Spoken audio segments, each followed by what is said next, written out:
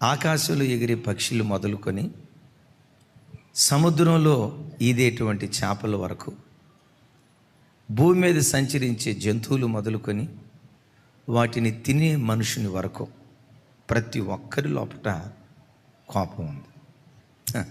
డబ్బున్నా లేకపోయినా, శరీరంలో శంస కండున్నా లేకపోయినా కోపం మాత్రం ప్రతి వారి లోపల టన్నులు ఉంటుంది. పిల్లలు తప్పు చేసినప్పుడు తల్లిదండ్రులు కోపడతారు. కోపడాలా? చూసి చూడనట్టు బావాలా? కోపడాలి. సంఘబిడ్డలు దారి తప్పినప్పుడు దైవజనుడు కోపడాలి. తన దగ్గర పనిచేసే పనివాళ్ళు ఎక్కడైనా తప్పుడు పనులు చేస్తూ ఉంటే యజమానుడు కోపడాలి. కోపం మానవ సహజం. అయితే దైవజనమ ఒకటి గుర్తుంచుకోండి, ఆ కోపం పాపంగా మారకూడదు. కోపపడుడి అని అన్నాడని ఇక కోపానికి దేవుడు లైసెన్స్ ఇచ్చినట్టున్నాడని 24 గంటలు రొసరొసలాడేరుగాక. కోపం మానవ సహజం.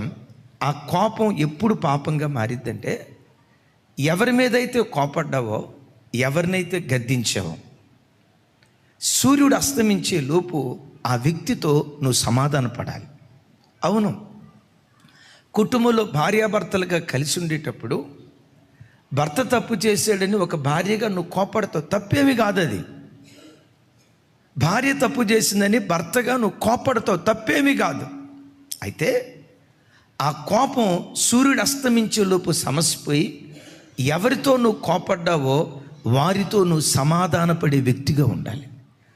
సమాధాన పడకుండా కోపంగానే ఉంచుకొని ఆ రాత్రి పడకల మీదకి వెళ్తే భయంకరమైన సంగతి ఏంటో తెలుసా? నీ ఇల్లు, నీ హృదయం అపవాది నిలయంగా మారిపోతుంది అని దేవుని వాక్యం అంటుంది. మనుషులుగా కోపం సహజమే. సంఘంలో బిడ్డలతో మనం కోపడతాం, ఉద్యోగ స్థలంలో వ్యక్తులతో కోపడతాం, కుటుంబంలో కోపడతాం. కోపం మానవ సహజమే. కోపం పాపం కాదు. ఎవరి మీదైతే మనం కోపగించుకున్నామో వారితో సూర్యుడు అస్తమించే లోపు నువ్వు సమాధాన పడకపోతే ఆ కోపం పాపంగా మారిపోద్ది. కొంతమంది ఉంటారు, కోపడ్డారంటే రోజులు మాట్లాడుకోరు. ఇంకొంతమంది మహానుభావులు ఉంటారు, సంవత్సరాల తరబడి మాట్లాడుకోరు, ఎడముఖం పెడముఖంగా ఉంటారు. బుద్ధిహీనుని హృదయంలోనట కోపము త్రిబుల్ కాటు బెడ్ మీద వండుకున్నట్లుగా, స్లీప్ వెల్ బెడ్ మీద వండుకున్నట్లుగా అంత సుఖంగా వండుకొని ఉంటుందట. దినాల తరబడి ఒక వ్యక్తి పట్ల నీ హృదయంలో కోపం నిలిచుందంటే నీవు బుద్ధిహీనుడివి. కోపంగానే ఉంచుకొని రోజుల తరబడి నీ భార్యతో సమాధాన పడకుండా, రోజుల తరబడి నీ భర్తతో సమాధాన పడకుండా, రోజుల తరబడి ఉద్యోగ స్థలంలో వ్యక్తులతో సమాధాన పడకుండా కోపంగానే ఉంచుకొని ఉన్నావంటే దాని అర్థం ఏంటో తెలుసా? నువ్వు బుద్ధిహీనురాలివి. అందుకని వాక్యం అంటుంది, బుద్ధిహీనుని హృదయములో కోపము సుఖ నివాసం చేస్తుంది అని రాసింది. దైవజనమ అలాగని కోపడిన తర్వాత సూర్యుడు అస్తమించే లోపు సమాధాన పడాలా? కాబట్టి ఉదయం కోపడతా, సాయంత్రం సమాధాన పడతా, మరలా రేపు ఉదయం సూపర్, రేపు ఉదయం కోపడతా, సాయంత్రం కల్లా సమాధాన పడతా, మరలా ఎల్లుండి పొద్దున్నే కోపడతా, సాయంత్రం కల్లా సమాధాన పడతా. నో, అసలు అంటాడు కదా, కోపపడుటకు ఆతృత పడొద్దు. సహనం, శాంతగుణం, సాత్వికం, కరుణా వాత్సల్యత, ఇవన్నీ ఎవరిలో చూడగలమో తెలుసా? మన ఆరాధ్య దైవం ప్రభు అయిన యేసుక్రీస్తులో చూడగలుగుతాం.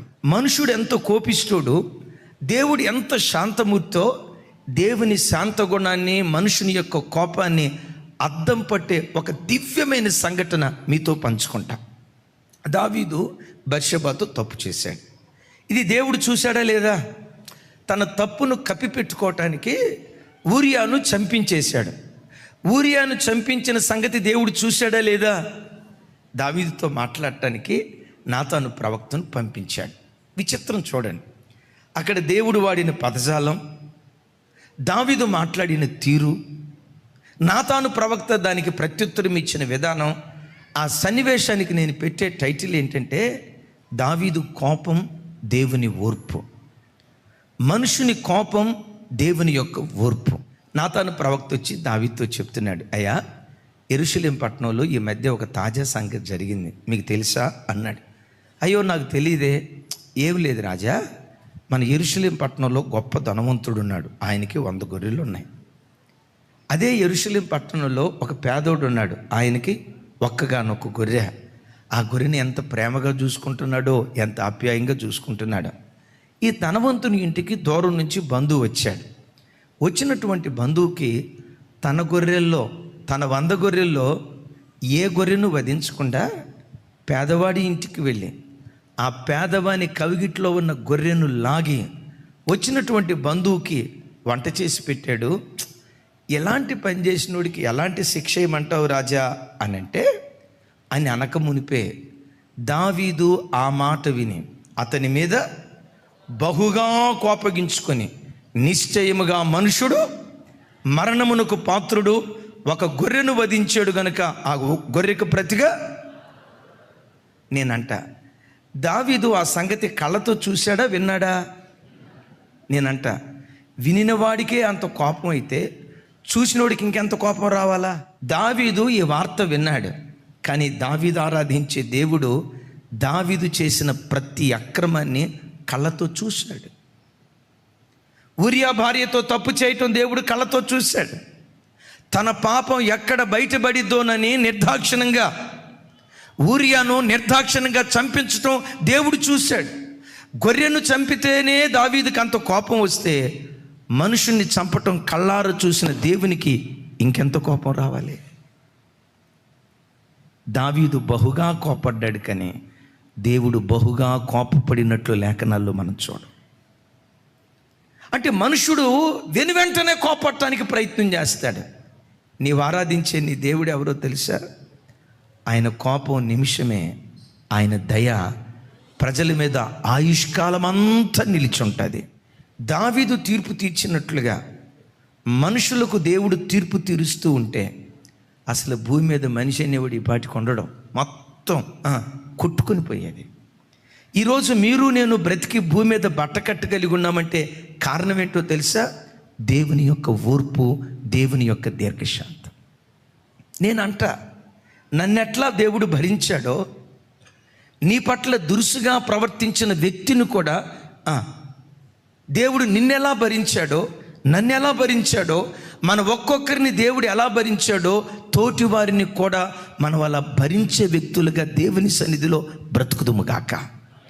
దావీదు తీర్పు తీర్చడానికి ఆతృత పడ్డాడు. దావీదు కోపగించుకోవటానికి ఆతృత పడ్డాడు.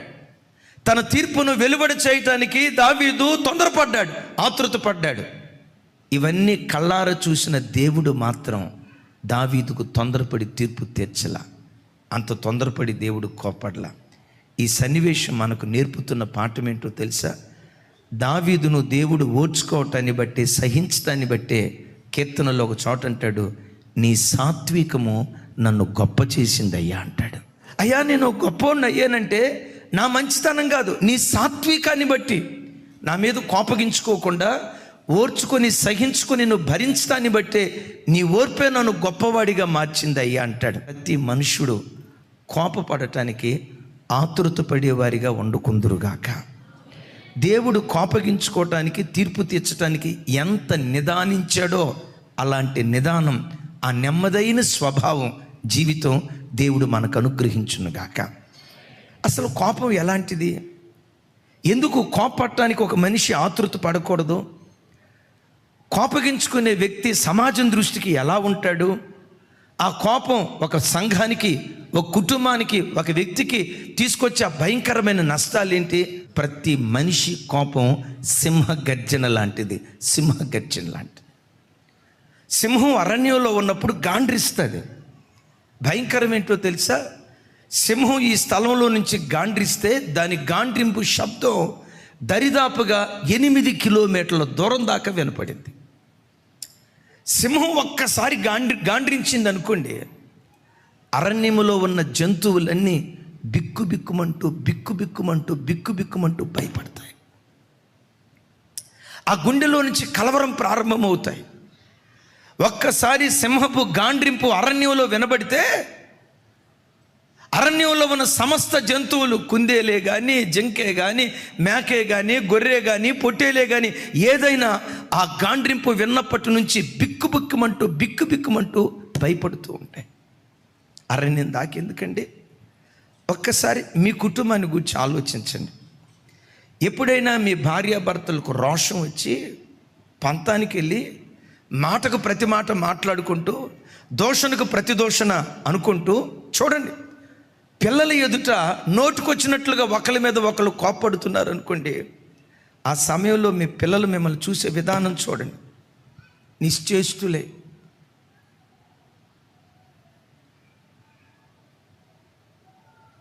ఆ రాత్రి పిల్లలు పండుకునేటప్పుడు బిక్కుబిక్కుమంటూ సొక్కిపోయి ఏడ్చి బిక్కుబిక్కుమంటూ పండుకుంటారు. కోపం సింహం లాంటిది. అమ్మా, నువ్వు కోపిష్టిదానివైతే కోపిష్టిదానిగా బ్రతుకుతున్న నీలో మాతృత్వం కంటే ఒక సింహాన్ని చూసినట్లుగా పిల్లలు చూస్తారు.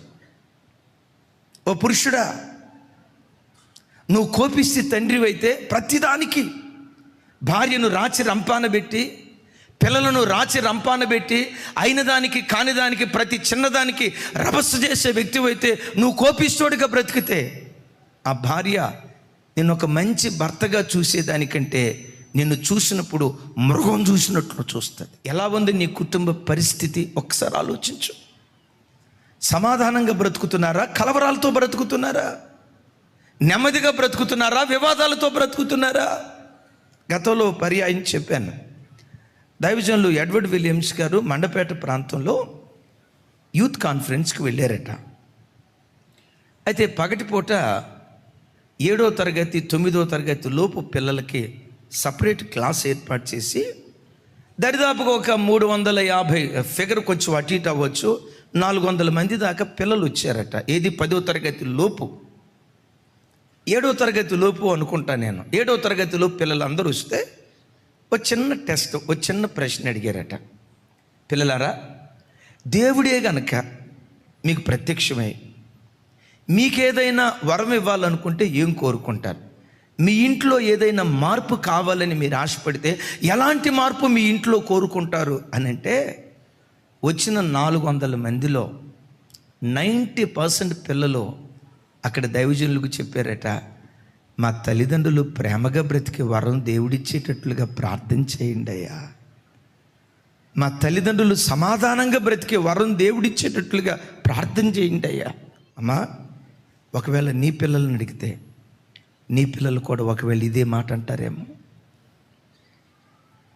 నీ పిల్లల్ని అడిగితే నీ పిల్లలు కూడా ఒకవేళ ఇదే మాట వాళ్ళ నోటు నుంచి వస్తుందేమో. మా అమ్మ నాన్న మధ్య ఎప్పుడు రభసయ్యా, ఎప్పుడు కొట్లాటయ్యా, రాత్రిపూట పండుకునేటప్పుడు నెమ్మదిగా పండుకున్న జ్ఞాపకాలు లేవు, ఎప్పుడు ఏదో ఒక కీచులాట మా తల్లిదండ్రుల మధ్యని.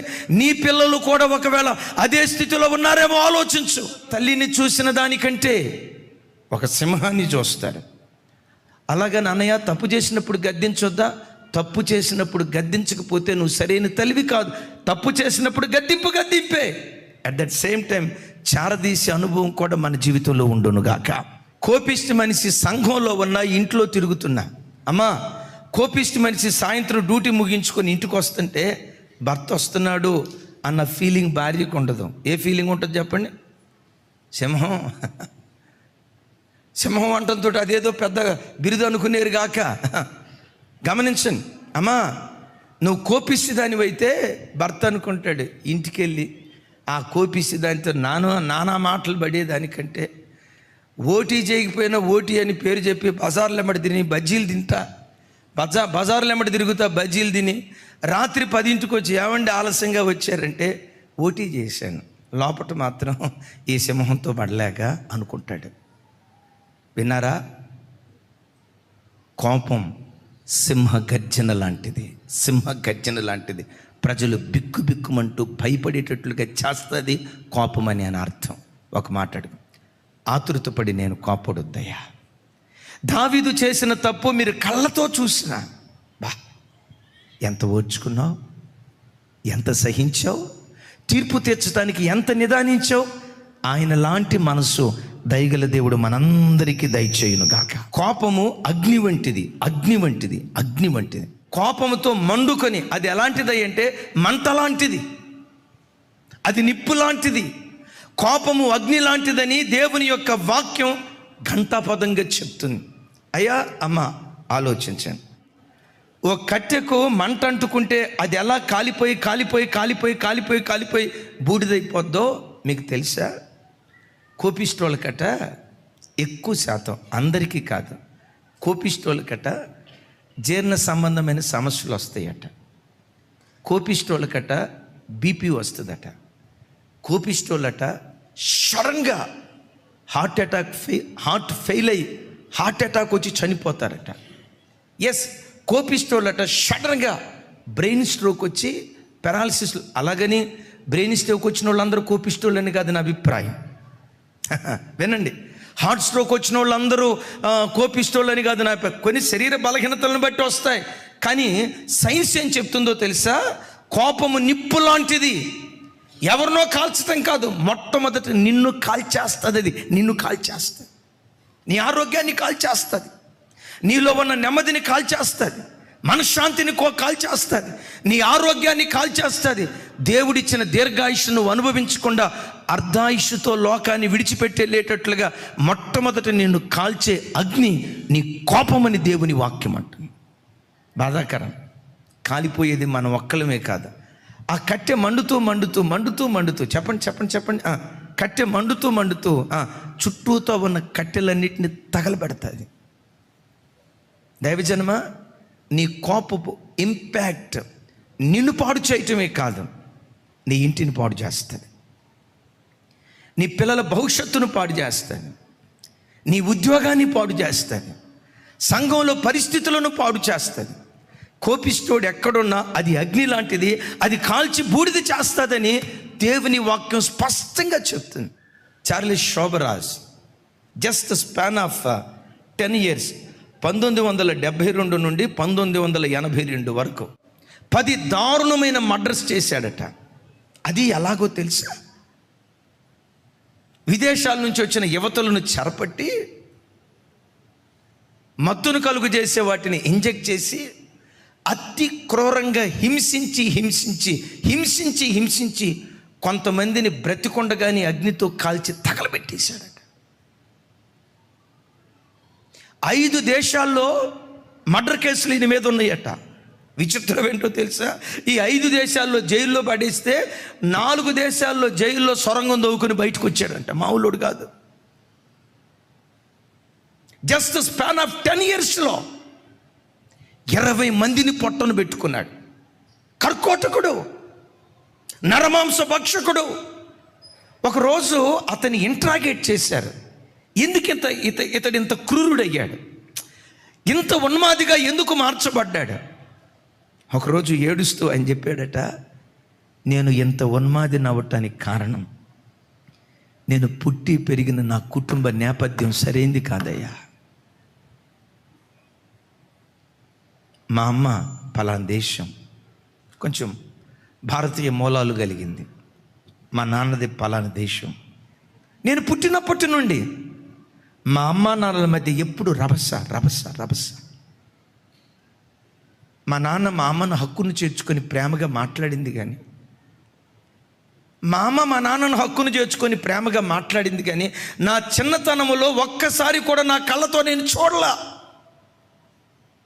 ఎప్పుడు పోరు, ఎప్పుడు వివాదాలు, అచ్చట ముచ్చట వాళ్ళ ముఖాల్లో నేను చూడలా. ఎప్పుడు చిరుబురులాడుతూ ఉండేవాళ్ళు.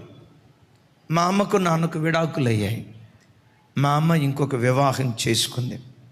మారు తండ్రి నన్ను అస్సలు ప్రేమించేవాడు కాదు. మా అమ్మ నాకెంతో ప్రేమ పంచాలని అనుకునేది. మారు తండ్రి నన్ను మానసికంగా హింసించేవాడు. ప్రేమకు నోచుకోలేని, ప్రేమ ఆప్యాయతలు లేని స్థలాల్లో నేను పుట్టి పెరిగాను గనుక ఉన్మాదిగా మారిపోయానయ్యా. నా ఉన్మాదత్వానికి కారణం నా కుటుంబ నేపథ్యమే. ఎందుకు బాబు ఇంత ఉన్మాదివయ్యావు? నా ఇంట్లో ప్రేమకు నేను నోచుకోలేదయ్యా. మా నాన్న ఎప్పుడు నన్ను దగ్గరకు తీసుకొని గుండెల మీద పెట్టుకొని నా తల నిమురుతూ ప్రేమగా మాట్లాడినోడు కాదయ్యా. మా అమ్మకు ప్రేమ లేదయ్యా, ఎప్పుడు రభస మమ్మల్ని తిడితే తిట్టారు, వాళ్ళ మధ్యలో కూడా ఇలాంటి పరిస్థితే. ప్రేమకు నోచుకొని స్థలాల్లో పెరిగే పిల్లలు ఉన్మాదులుగా మారిపోతారని చరిత్ర గ్రంథాలు చెప్తున్నాయి. దైవజనమ, ఒకసారి మీరు ఆలోచించండి. మీ ఇంటి వాతావరణం ఎలా ఉందో మీరు అనుకుంటారు, మా పిల్లలకు డబ్బు సంపాదించి పెట్టాం, ఆస్తి సంపాదించి పెట్టాం, 2-3 బిల్డింగ్లు కొనాలి, ఇవన్నీ సంపాదించి పెట్టాలి. వాటి కంటే విశేషంగా మన ఇల్లు ప్రేమకు నిలయాలుగా ఉండాలి, ఆప్యాయతకు నిలయాలుగా ఉండాలి, సమాధానానికి నిలయాలుగా ఉండాలి. ప్రేమకు చోటు లేని స్థలాల్లో పిల్లలు పెరిగితే ఆ పిల్లలు ఉన్మాదులు అవుతారు. నా ప్రార్థన, మన పిల్లలు ఉన్మాదులు కాకూడదు, సాత్వికులు అవ్వాలి. యేసయ్య లాంటి సాధుత్వం కలిగిన వారిగా మన పిల్లలు మారాలి, అలాంటి దీనత్వం కలిగిన వారిగా మారాలి. వాళ్ళు అలా మారాలంటే, అమ్మా అయ్యా, కోపమని అగ్నిని ఇంటిలోకి రానివ్వకం. అది అగ్ని కట్టెను కాల్చేస్తుంది, చుట్టూతో ఉన్న కట్టెలను కాల్చి బూడిద చేస్తుంది. ప్రభువా, కోపం కాదు, నా అంతరంగాన్ని నీ ప్రేమతో నింపు, నా అంతరంగాన్ని నీ ఓర్పుతో నింపు, నా అంతరంగాన్ని నీ సాత్వికంతో నింపు, నా అంతరంగాన్ని నీ సహనంతో నింపు. యేసు నామం పేరిట అనవసరమైన కోపం ఈరోజు సిలువ వేయబడునుగాక. అది రాయి, ఇసుక వంటిది. నంబర్ 1, అది సింహగర్జన లాంటిది, రైట్. నంబర్ 2, అది అగ్ని లాంటిది. నంబర్ 3, అది రాయి వంటిది, ఇసుక వంటిది. కోపాన్ని దేవుడు దేంతో పోల్చాడంటే బరువుతో పోల్చాడు, భారంతో పోల్చాడు. ఇప్పుడు ఒక వ్యక్తి తల మీద ఒక 50 కిలోలు బరువు పెట్టుకున్నాడు. బరువు పెట్టుకొని నడుచుకుంటూ వెళ్ళిపోతా, తల మీద 50 కిలోలు బరువు పెట్టుకున్న వ్యక్తి తల మీద పెట్టుకున్నప్పటి నుంచి ఏం ఆలోచిస్తాడు చెప్పండి? ఓ 10 రోజుల పాటు ఈ బరువు మోయాలా, సూపర్ బాగుంటుంది, ఓ 50 రోజుల పాటు మోయాలి. 50 రోజులు కాదు, లైఫ్ లాంగ్. ఎవరా మనిషి, ఈ బరువు లైఫ్ లాంగ్ మోయాలా అని ఎవరైనా తల మీద బరువు పెట్టుకొని అనుకుంటారా? ఏమనుకుంటాడు మరి? తల మీద బరువు పెట్టింది మొదలుకొని ఎప్పుడు దించుదామా, ఈ బరువుని ఎప్పుడు తొలగించుకుందామా, ఈ బరువుని ఎప్పుడు పక్కన పెడదామని ప్రతి మనిషి ఆలోచిస్తాడు. అమ్మా, నా వైపు చూడు, సూటిగా నీతో దేవుడు మాట్లాడుతున్నాడు. ఒక భార్యగా నువ్వు కోపిస్తే దానివైతే భర్త మనసులో ఉండే ఆలోచన ఏంటో తెలుసా? ఈ కోపిస్తే దాన్ని ఎంతకాలం భరించాలి? నేను అనవసరంగా భారతదేశంలో పుట్టా, భారతదేశంలో పట్టకుండా అమెరికాలో పుడితే ఈ పాటికి 150 సార్లు ఎడాకులు ఇచ్చేవాడిని. ఇక్కడ ఇద్దామంటే కుదరదు కదా. లోపట ఏమనుకుంటాడంటే ఈ బరువుని దించాలని అనుకుంటా ఏమనుకుంటాడో తెలుసా? గత్యంతరం లేక కోపిస్తానైనా నీతో కాపురం చేస్తాడు. గత్యంతరం లేక. సమాజం ఏమనుకుంటుందో, చుట్టూతో ఉన్న వ్యక్తులు ఏమనుకుంటారో, మనుషులు ఏమనుకుంటారో, వీడి భార్యకి విడాకులు ఇచ్చాడట, ఈ అవమానం భరించేదానికంటే అయ్యో విడాకులు ఇస్తే పిల్లలు ఏమైపోతారోనని గతి లేక, గత్యంతరం లేక కోపిస్తే భార్యతో భర్త కాపురం చేస్తాడు. ఓ పురుషుడా, నువ్వు కోపిస్తే భర్తవైతే,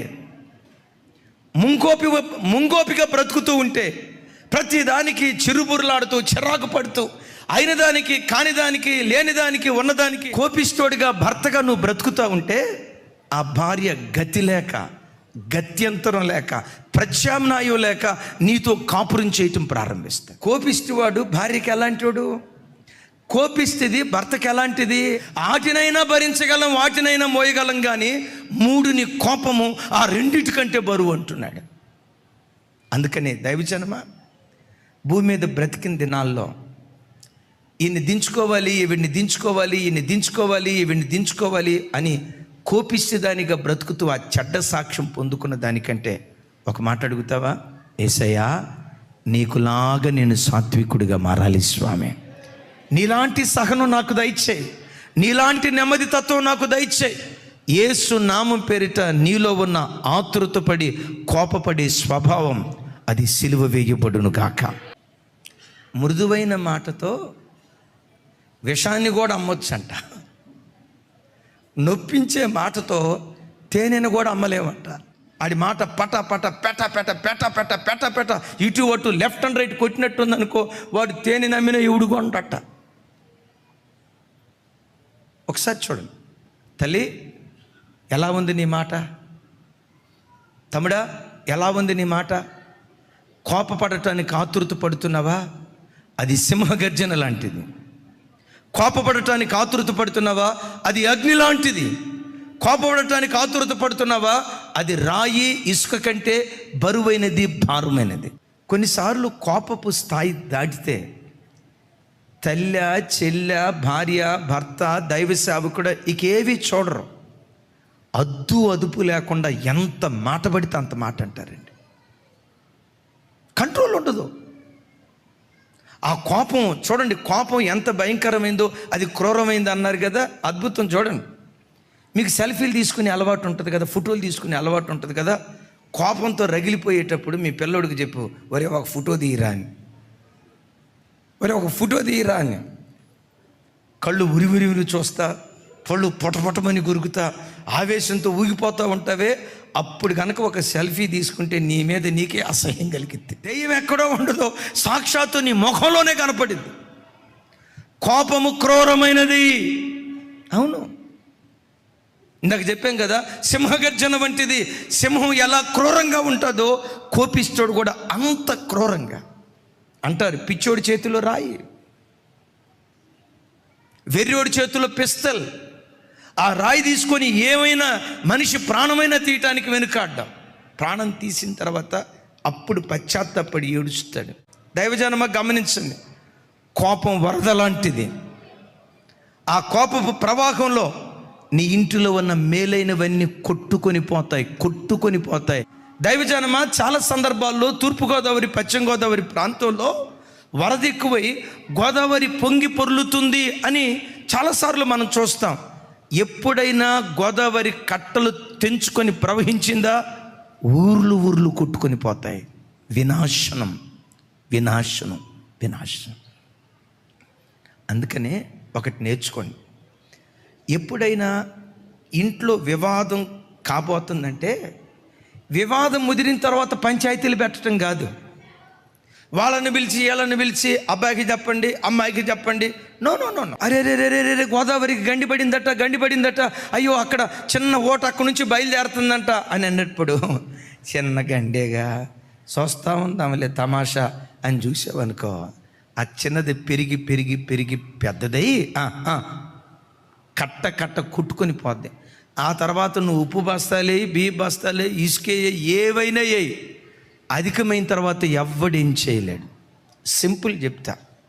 అనయ్య నా భర్త కోపంతో ఉన్నాడు, నేను ఏం చేస్తే నా భర్త కోపం తగ్గిపోద్ది? నా భార్యకి ముక్కోపం, మనిషి చూస్తే సన్నగా ఉంటుంది కానీ టన్నులు కిలోలు కోపం ఉందన్నయ్య.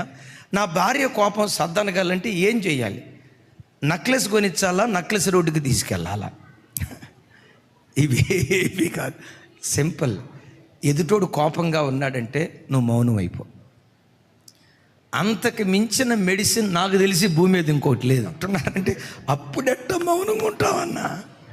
మనం రెచ్చిపోయేది కూడా అప్పుడే కదా. నా మాటలు అంటేనే మనం అంటే ఏంటో తెలుస్తుంది అని అంటారు చూసారా. మాటకు ప్రతి మాట నువ్వు అన్నావా వివాదం అధికమైపోద్ది. ఈయన కోపంగా ఉన్నాడు, 2 నిమిషాలు పక్క వెళ్ళిపో. ఈవిడ కోపంగా ఉంది, 2 నిమిషాలు ప్రక్క వెళ్ళిపో, సైలెంట్ అయిపో. మనోడు ఇజ్రాయేల్ ఉన్నాడు, వాడికి భలే కృప ఉంటుంది, భలే కృప. ఎప్పుడైనా కోపంగా ఇజ్రాయేల్ వైపు చూసి ఇజ్రాయేల్ అని అన్నావు అనుకోండి, అద్భుతం తెలుసా? కోల్గేట్ పేస్ట్ అడ్వర్టైజ్మెంట్ లాగా